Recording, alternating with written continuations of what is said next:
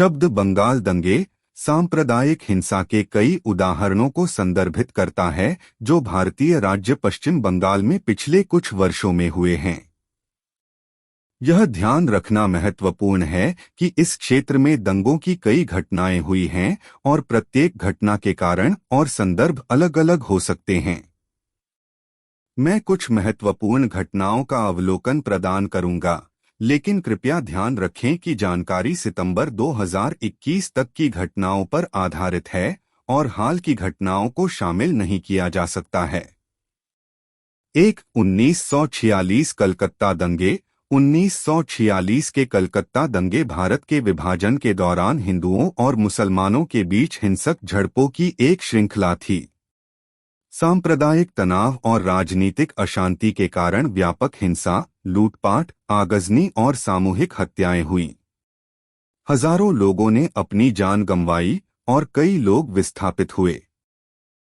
1964 पूर्वी पाकिस्तान दंगे। 1965 के भारत-पाकिस्तान युद्ध के बाद पूर्वी पाकिस्तान वर्तमान बांग्लादेश में सांप्रदायिक तनाव भड़क गया, जिससे कोलकाता तब कलकत्ता में दंगे हुए।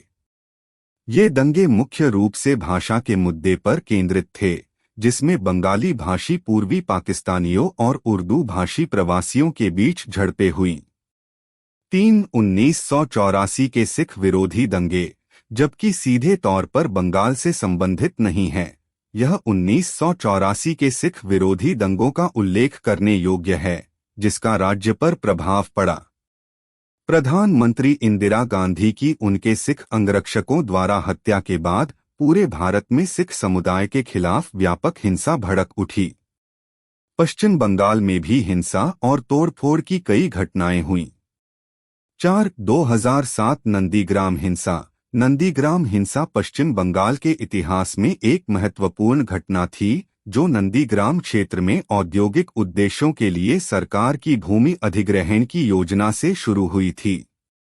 प्रस्तावित भूमि अधिग्रहण के कारण स्थानीय ग्रामीणों और पुलिस के बीच विरोध और झड़पें हुई, जिसके परिणामस्वरूप कई मौतें और यह पहचानना आवश्यक है कि इनमें से प्रत्येक घटना के जटिल सामाजिक, राजनीतिक और ऐतिहासिक संदर्भ हैं।